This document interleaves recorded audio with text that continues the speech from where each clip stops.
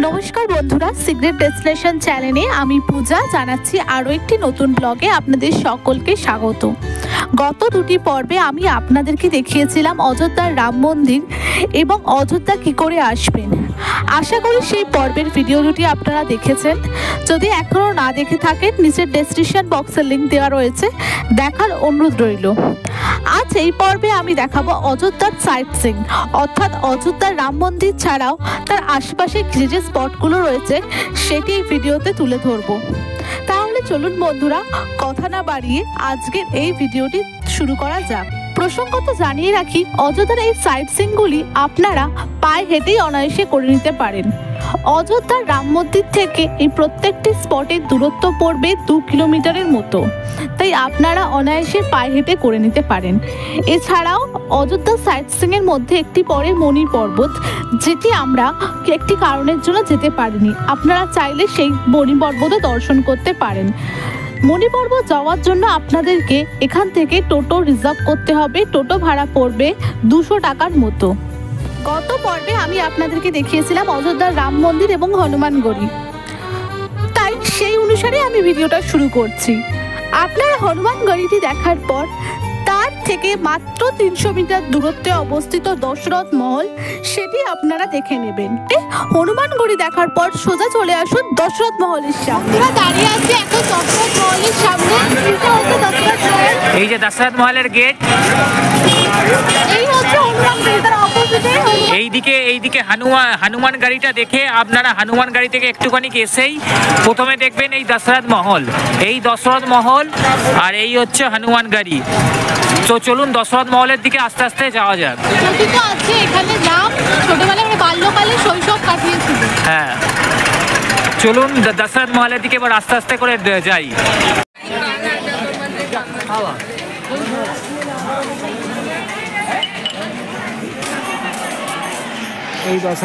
এই দশরথ মহলের গেট থেকেই ঢুকলাম। দশরথ মহল হলো অযোধ্যার কেন্দ্রস্থলে অবস্থিত একটি সুন্দর প্রাসাদ, যেখানে ভগবান রাম এবং তার পরিবার তাদের জীবনের বেশিরভাগ সময় কাটিয়েছিলেন।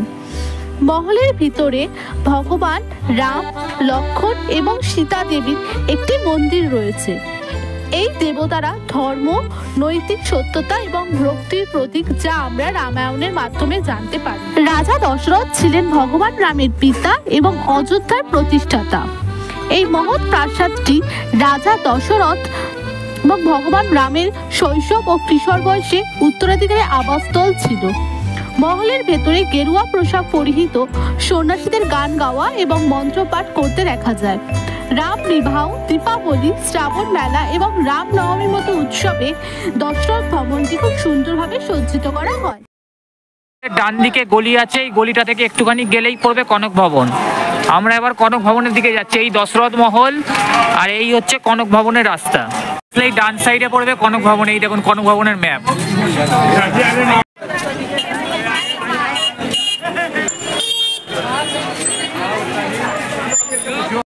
বন্ধুরা, দাঁড়িয়ে আছে এখন কনক ভবনের সামনে। আপনারা দশরথ মহল দেখার পর এই কনক ভবনটি দেখবেন। এখানে কথিত আছে রাম এবং সীতা দেবীর বিবাহের পর মাতা কৈকেয়ী এই ভবনটা উপহার দিয়েছিলেন। এই হচ্ছে কনক ভবনের পুরো স্ট্রাকচার। তো চলুন আস্তে আস্তে কনক ভবনের ভেতরে প্রবেশ করা যাক।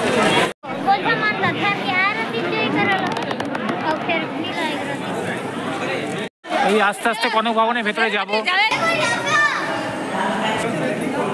তুলসীনগরে রাম জন্মভূমি উত্তর পূর্ব কোণে কনক ভবনটি অবস্থিত। 1891 সালে নির্মিত এই মন্দিরটি সোনা কা ঘর নামেও পরিচিত। এটি হিন্দু দেবতা ভগবান রাম এবং তার স্ত্রী সীতার উদ্দেশ্যে নিবেদিত একটি পবিত্র স্থান। আমরা দাঁড়িয়ে আছি এখন রাজদুয়ার মন্দিরের সামনে। এই যে রাজদুয়ার মন্দির পেছনে। প্রথমে আপনারা দেখবেন হনুমানগড়ি মন্দির দেখে নেওয়ার পর আপনারা সোজা চলে আসবেন, তার পাশেই অবস্থিত এই রাজদুয়ার মন্দির দেখার পর দশরথ মহল দেখে কনক ভবন দেখবেন। রাজদুয়ার মন্দিরটি দেখার পর আপনারা হোটেলে গিয়ে গিয়ে লাঞ্চ করে নিন এবং একটু বিশ্রাম নিয়ে নিন। বিকেলবেলার দিকে চলে আসুন সোজা লতা মঙ্গেশকর চকের দিকে। এটি রাম মন্দির থেকে লতা মঙ্গেশকর চকের দূরত্ব 2 কিলোমিটার। হাঁটার পথেই পেয়ে যাবেন তুলসী উদয়ন। অযোধ্যার রাম মন্দির থেকে নয়াঘাটে যাওয়ার পথে অর্থাৎ যখন আমরা হাঁটবেন তার পাশেই পড়বে হচ্ছে তুলসী উদয়ন পার্ক। আমি এখন দাঁড়িয়ে আছি তুলসী উদয়ন পার্কের সামনে। দেখুন এই যে এটা হচ্ছে তুলসী উদয়ন পার্ক। রাম মন্দিরের দিক থেকে নয়াঘাটের দিকে যেতে এই পার্কটি অবশ্যই ভিজিট করবেন।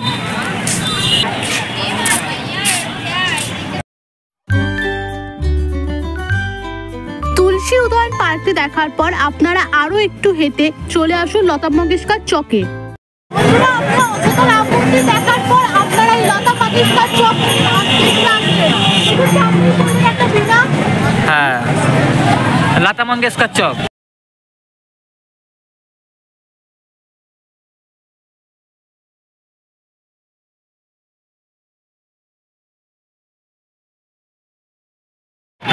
লতা মঙ্গেশকর পার্ক দেখার পর এই রাস্তা ধরে অবশ্যই হাঁটবেন। হ্যাঁ, এই রাস্তাটা ধরে অবশ্যই হাঁটবেন। লতা মঙ্গেশকর পার্কের পাশেই।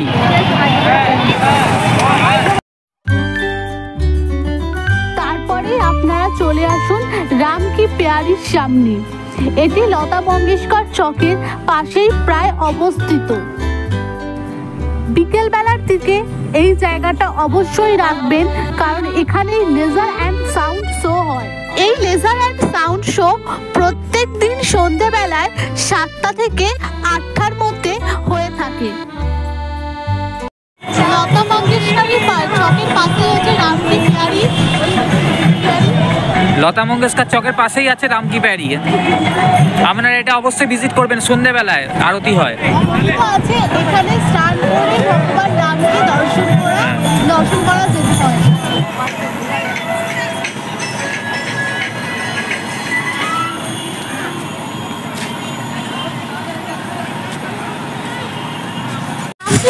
আপনারা সন্ধ্যাবেলা থেকে অবশ্যই আসবেন।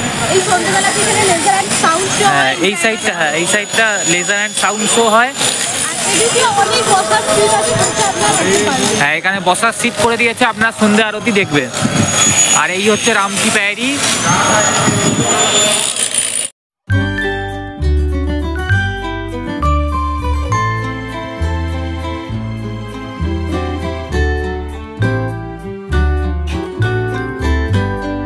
রাম কি প্যারি দেখার পর আপনারা সেই রাস্তা ধরে আরো এগিয়ে আসুন সূর্য নদীর ঘাট বা নয়াঘাটের সামনে। আমি এখন দাঁড়িয়ে আছি সূর্য ঘাট বা নয়াঘাটের সামনে। দেখুন ঘাটটা।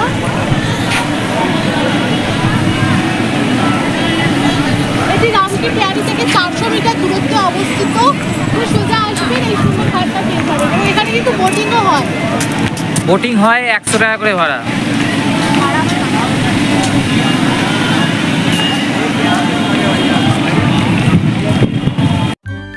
এই ঘাটে প্রত্যেক দিন সন্ধ্যা আরতি হয়।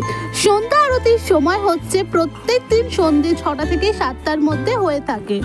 সরজু নদীর তীরে সরজু ঘাটে আমরা এখন বসে আছি আরতি দেখবো বলে।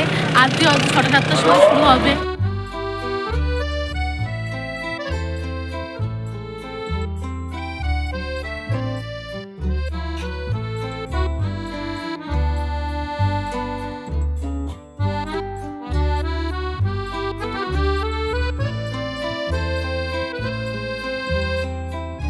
ভিডিওটি কেমন লাগলো তা কমেন্ট করে জানান। যদি চ্যানেলে নতুন হন তাহলে চ্যানেলটি সাবস্ক্রাইব করে দেবেন। দেখা হচ্ছে খুব শীঘ্রই আবার অন্য কোনো নতুন ভিডিওতে। ভালো থাকবেন, টাটা।